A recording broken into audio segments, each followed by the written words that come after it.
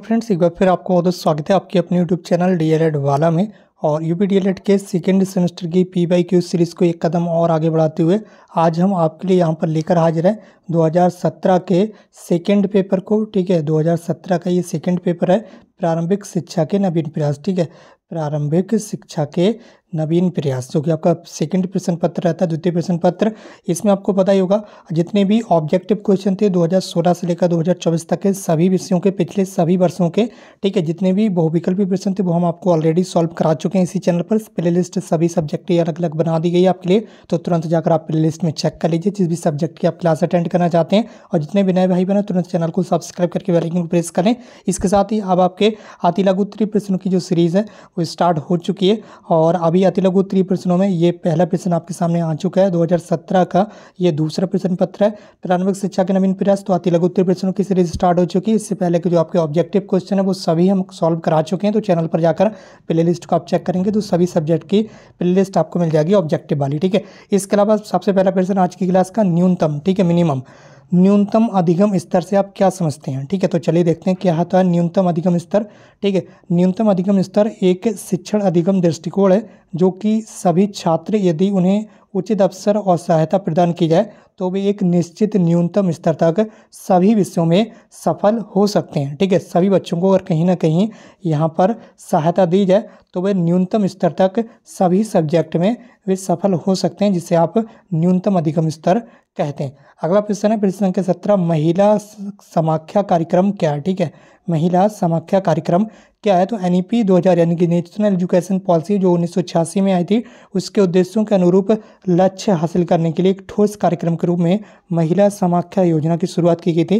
ग्रामीण क्षेत्रों में मुख्य रूप से सामाजिक और आर्थिक रूप से पिछड़े समूह की महिलाओं की शिक्षा तथा उनके सशक्तिकरण के लिए इस योजना को 1989 में शुरू किया गया था। ठीक है, कब शुरू किया गया था, 1989 में। ये क्वेश्चन आपका ऑब्जेक्टिव बहुविकल्पीय प्रश्नों में भी आ सकता है कि महिला समाख्या कार्यक्रम कब स्टार्ट हुआ था, तो आप बताएंगे वहां पर 1989 में। ठीक है, इसी के साथ अगला प्रश्न आपके सामने स्क्रीन पर है, प्रश्न संख्या 18। आपसे क्या पूछा गया, ऑपरेशन ब्लैक बोर्ड योजना को लागू किए जाने का उद्देश्य क्या था।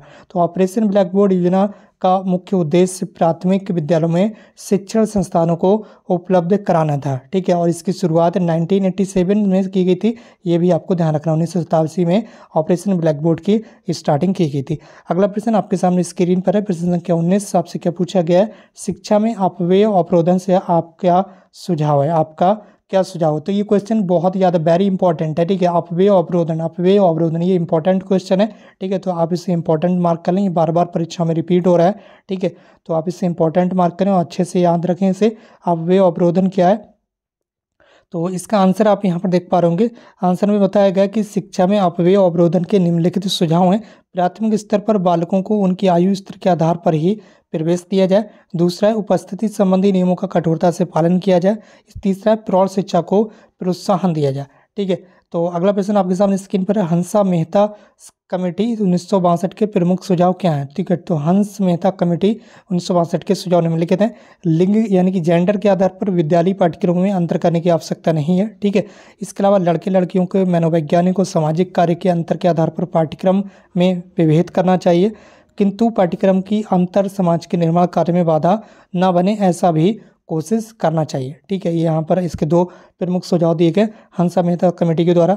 अगला प्रश्न है आपका प्रश्न संख्या 21। प्रश्न संख्या 21 में आपसे क्या पूछा गया डीपीपी के बारे में जिला प्राथमिक शिक्षा कार्यक्रम के दो अधिकार बता दीजिए। ठीक है, राइट, क्या दो अधिकार जिला प्राथमिक शिक्षा कार्यक्रम के, तो दो अधिकार बताए गए, प्राथमिक विद्यालय में बालकों में ठहराव बढ़ाना। ठीक है, दूसरा आपका प्राथमिक विद्यालय स्तर पर क्रियात्मक अनुसंधान और मूल्यांकन करना। ये जिला प्राथमिक शिक्षा कार्यक्रम के यहाँ पर जो उद्देश्य हैं वो बताए गए, यानी कि जो अधिकार हैं वो यहाँ पर बताए गए। अगला प्रश्न है प्रश्न संख्या 22। इसमें क्या पूछा गया, फटाफट आप यहाँ पर देख लीजिए। बताया गया कि आरंभ यानी कि स्टार्टिंग में बेसिक शिक्षा परियोजना बीईपी, ठीक है, बेसिक एजुकेशन प्रोग्राम के अंतर्गत किन जनपदों का चयन किया गया था स्टार्टिंग में। ठीक है, तो इसके अंतर्गत निम्नलिखित जिलों का चयन किया गया था शुरुआत में, वाराणसी, इलाहाबाद, बांदा, इटावा, सीतापुर, अलीगढ़, सहारनपुर, गोरखपुर, पौड़ी और नैनीताल। इसके अलावा इन जिलों में ये जो बेसिक एजुकेशन प्रोग्राम था ये स्टार्टिंग में स्टार्ट किया गया था। ठीक है, तो अब आप कहेंगे ये यूपी का है, तो यूपी पहले क्या था, जो उत्तराखंड था वो पहले उत्तराखंड जो था वो आपको पता ही होगा 2001 से पहले यूपी में ही था, ठीक है। और ये स्टार्टिंग इस योजना का स्टार्टिंग कब हुई थी, 2001 से पहले हुई थी, जिस वजह से यहाँ पर उत्तराखंड के भी डिस्ट्रिक्ट यहाँ पर जो थे वो लिए गए, ठीक है। तो आप देख सकते होंगे इस तरह से इस क्वेश्चन का राइट आंसर आपको देखने के लिए मिल रहा होगा। अगला प्रश्न आपके सामने स्क्रीन पर प्रश्न संख्या 23, प्रश्न संख्या 23 में आपसे पूछा गया अभिनव बालिका शिक्षा परियोजना के 2 उद्देश्य बता दीजिए, ठीक है। अभिनव बालिका शिक्षा परियोजना के उद्देश्य विद्यालय यानी कि स्कूल में बालिकाओं के नामांकन और ठहराव में वृद्धि सुनिश्चित की जाए, इसके अलावा बालिकाओं को शिक्षा के प्रति जागरूक किया जाए, ठीक है, गर्ल्स एजुकेशन को बढ़ावा दिया जाए, ठीक है। अगला प्रश्न है प्रश्न संख्या 24, 24 नंबर प्रश्न में आपसे क्या पूछा गया, फटाफट आप देख लेंगे। यहाँ पर बताया गया यानी कि पूछा जा रहा है, क्या पूछा जा रहा है, राज्य शैक्षिक अनुसंधान और प्रशिक्षण परिषद के किन्हीं 2 कार्यों को बताइए। किसके, SCERT के, SCERT के राज्य शैक्षिक अनुसंधान और प्रशिक्षण परिषद, ठीक है, SCERT के 2 कार्य बता दीजिए। तो राज्य शैक्षिक अनुसंधान प्रशिक्षण परिषद के 2 महत्वपूर्ण कार्य, पाठ्यक्रम विकास, ठीक है, कोर्स जो सिलेबस होता है उसका विकास, परिषद राज्य के लिए पाठ्यक्रम जो है, इसके अलावा पाठ्यपुस्तकों और शिक्षण सामग्री विकसित करती है, ये सुनिश्चित करता है कि सभी छात्रों को एक समान और उच्च गुणवत्ता वाली शिक्षा मिल सके। दूसरा यहाँ पर कार्य बताया गया शिक्षकों के लिए प्रशिक्षण यहाँ पर दिया जाता है। परिषद जो है वो राज्य में शिक्षकों के लिए प्रशिक्षण कार्यक्रम आयोजित करती है, शिक्षकों को नवीनतम शिक्षण विधियों और तकनीकों से अवगत कराती है ताकि वे छात्रों को प्रभावी ढंग से पढ़ा सकें, ठीक है।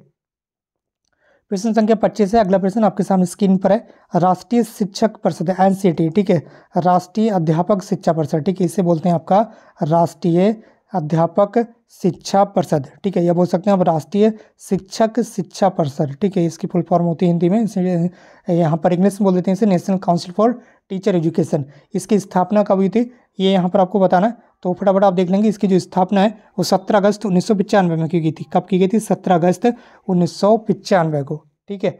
और यहाँ पर एक चीज़ और ध्यान रखना, 15 अगस्त 1995 को भी, ठीक है, 15 अगस्त 1995 को भी एक यहाँ पर स्थापना की गई थी, किस चीज़ की, वो की गई थी MDM की, मिड डे मील की, ठीक है, यहाँ पर आपको ध्यान रखना। 15 अगस्त को MDM यानी कि मिड डे मील की, मध्याह्न भोजन योजना की स्टार्टिंग की गई थी, और 17 अगस्त को NCT की जो स्थापना थी वो की गई थी, ठीक है, ये भी यहाँ पर आपको ध्यान रखना। अगला प्रश्न आपके सामने स्क्रीन पर आ चुका है, प्रश्न संख्या 26 आपसे पूछा जा रहा है, ब्रिज कोर्स से आप क्या समझते हैं, व्हाट इज ब्रिज कोर्स, ठीक है, सेतु कोर्स, ब्रिज कोर्स, विद्यार्थियों को अभ्यास के अधिकतर अवसर उपलब्ध कराना, कोविड के कारण उत्पन्न हुए अधिगम अंतराल को कम करना, अधिगम संकेतकों के अनुसार अवधारणाओं की समझ हेतु कार्य कराना, नियमित अंतराल पर आकलन करते हुए शैक्षिक प्रगति का आकलन करना, ब्रिज कोर्स संचालित करने और खाद्य पुरस्कार वितरित करने का प्रमुख उद्देश्य है, ठीक है। तो ये ब्रिज कोर्स के बारे में बताया गया, आप देख लेंगे। इसका अगला प्रश्न है प्रश्न संख्या 27, स्कूल रेडीनेस कार्यक्रम की विशेषताएं लिख दीजिए। तो स्कूल रेडीनेस कार्यक्रम की विशेषताएं क्या क्या हैं, फटाफट आप देख लेंगे। प्रश्न संख्या 27 में यहाँ पर क्या बताया गया आंसर में, तो स्कूल रेडीनेस कार्यक्रम उन लोगों के लिए बनाया गया है जो कक्षा 1 से सीधे प्रवेश करते हैं। कक्षा 1 के पहले पूर्व प्राथमिक शिक्षा का उन्हें किसी प्रकार का अनुभव प्राप्त नहीं होता है। बालकों को प्रारंभिक 6 सप्ताह से 2 माह तक की अवधि तक बालकों को पूर्व प्राथमिक शिक्षा के अनुभव प्रदान किए जाते हैं, ठीक है, इस कार्यक्रम के अंतर्गत, और उन्हें विद्यालय के लिए तैयार किया जाता है। जिले भर में 1499 परिषदीय प्राथमिक और उच्च प्राथमिक विद्यालय संचालित किए गए हैं, ठीक है, जिसमें 2 लाख से अधिक छात्र छात्राएं पढ़ाई करते हैं, ठीक। तो यहाँ पर ये सारी चीज़ें जो है वो स्कूल रेडीनेस कार्यक्रम के अंतर्गत आती हैं, ठीक। अगला प्रश्न है प्रश्न संख्या 28, प्रश्न संख्या 28 में आपसे क्या पूछा गया, मैकाले के निस्पंदन सिद्धांत से आप क्या समझते हैं। जो मैकाले ने निस्पंदन का सिद्धांत दिया था, तो मैकाले निस्पंदन सिद्धांत के अनुसार शिक्षा की व्यवस्था केवल उच्च वर्ग के व्यक्तियों के लिए की जाए। मैकाले का क्या मानना था, जो एजुकेशन है वो केवल उच्च वर्ग के जो लोग हैं उनको दी जाए, जहाँ पे स्वतः ही धीरे धीरे छनकर निम्न वर्ग तक पहुंच जाएगी। छनाई से तात्पर्य किसी द्रव का छन छनकर नीचे जाने से। शिक्षा के क्षेत्र में निस्पंदन से तात्पर्य समाज के उच्च वर्ग को दी गई शिक्षा का कालांतर से निम्न वर्ग तक पहुंचने से आशय यहाँ पर बताया गया। अगला प्रश्न है प्रश्न संख्या 29 में क्या बताया गया, प्राइमरी एजुकेशन के गुण में समाज में बोर्ड डिस्पैच की प्रमुख संस्तुतियाँ क्या थी, ठीक है, जो प्राथमिक शिक्षा थी इसके संबंध में बोर्ड डिस्पैच की प्रमुख संस्तुतियाँ थी। बोर्ड डिस्पैच की घोषणा के द्वारा बोर्ड डिस्पैच के घोषणा पत्र के द्वारा प्रथम बार यह अनुभव किया गया कि भारतीयों की शिक्षा का दायित्व सरकार पर है। इसके अलावा दूसरा पॉइंट बताया गया कि जन शिक्षा के प्रसार पर बल दिया गया और शिक्षा से छनाई के सिद्धांत को अस्वीकार कर दिया गया। नोट यहाँ बताया गया कि बोर्ड डिस्पैच की शुरुआत चार्ल्स बोर्ड ने 1854 में की थी। ये भी यहाँ पर आपको ध्यान रखना है, ठीक। इसे भारत में अंग्रेजी शिक्षा के मैग्ना कार्टा के रूप में जाना जाता है। ये 2 इंपॉर्टेंट क्वेश्चन है, ये आपको ऑब्जेक्टिव क्वेश्चन में देखने के लिए मिल जाएंगे, ठीक है। आप चाहे तो इस पर इंपॉर्टेंट नोट कर सकते हैं कि ये बोर्ड डिस्पैच कब आया था, तो आप बताएंगे 1854 में आया था। और भारतीय शिक्षा का मैग्ना कार्टा भी किसे कहा जाता है, तो वो आपको बोर्ड डिस्पैच को ही कहा जाता है। यहाँ पर अगला पॉइंट यहाँ बताया गया कि शिक्षा प्राप्ति के लिए निर्धन छात्रों को छात्रवृत्ति देने की सिफारिश की गई थी, ठीक। ये भी यहाँ पर वो डिस्पैच के अंतर्गत व्यवस्था की गई थी। ठीक, अगला प्रश्न है प्रश्न संख्या 30 जो कि आज की क्लास का अंतिम प्रश्न होता है। आपको पता ही होगा टोटल 15 ऑब्जेक्टिव रहते हैं और 15 ही यहाँ पर जो अति लघु उत्तर प्रश्न रहते हैं वो 50 नंबर वाले में ऐसी प्रावधान किया गया है 50 नंबर वाले पेपर में। ठीक है, तो ये 15 आपके अति लघु उत्तर प्रश्न आज की इस क्लास का अंतिम प्रश्न। जिला शिक्षा एवं प्रशिक्षण संस्थान, ठीक है, शॉर्ट में आप बोल ही देते हैं इसे डाइट इंग्लिश में, district institute of education and training. ठीक है, संस्थान यानी कि डाइट किस शिक्षा आयोग की संस्तुति पर हुई थी? जो डाइट की स्थापना है वो किस शिक्षा की संस्तुति पर हुई थी? तो डाइट की जो स्थापना है वो राष्ट्रीय शिक्षा नीति 1986 की संस्तुति पर हुई थी। राष्ट्रीय शिक्षा नीति 1986 के द्वारा निर्धारित रणनीति के अंतर्गत अक्टूबर 1987 में प्रत्येक डिस्ट्रिक्ट लेवल पर जिला शिक्षा व प्रशिक्षण संस्थानों की स्थापना का कार्य स्टार्ट हुआ। हो सकता है आपके जिले में भी डाइट हो। ठीक है, और लगभग 60 टोटल 67 यूपी के अंदर कितने 67 डाइट हैं, 67 जिलों में डाइट हैं। ठीक है, बाकी जो लगभग 8 जिलों में डाइट हैं वो उपलब्ध नहीं है। 8 जिलों की जो डाइट हैं वो उपलब्ध ही नहीं है 8 जिलों में। ठीक है, बाकी 67 जिलों में इस समय जो यहाँ पर डाइट हैं वो उपलब्ध हैं इस समय। बाकी इस वीडियो को शेयर जरूर कीजिए। जो स्टूडेंट्स चैनल पर नए हैं चैनल को सब्सक्राइब करके बेल आइकन को प्रेस कर लीजिए, क्योंकि यहाँ पर आपको लगातार इसी तरह की क्लासेस लगातार मिलती रहेंगी। बहुत जल्दी आपको मॉडल पेपर भी सॉल्व करा दिया जाएगा और आपकी परीक्षाओं की डेट भी जैसे ही आएगी आपको तुरंत इसी चैनल पर ऑफिशियल अपडेट मिल जाएगी। इसलिए आप इस चैनल को सब्सक्राइब करके जुड़ जाइए। आज की इस क्लास को यहीं पर समाप्त करते हैं। हमसे जुड़ने के लिए बहुत बहुत धन्यवाद। Thank you so much for connect.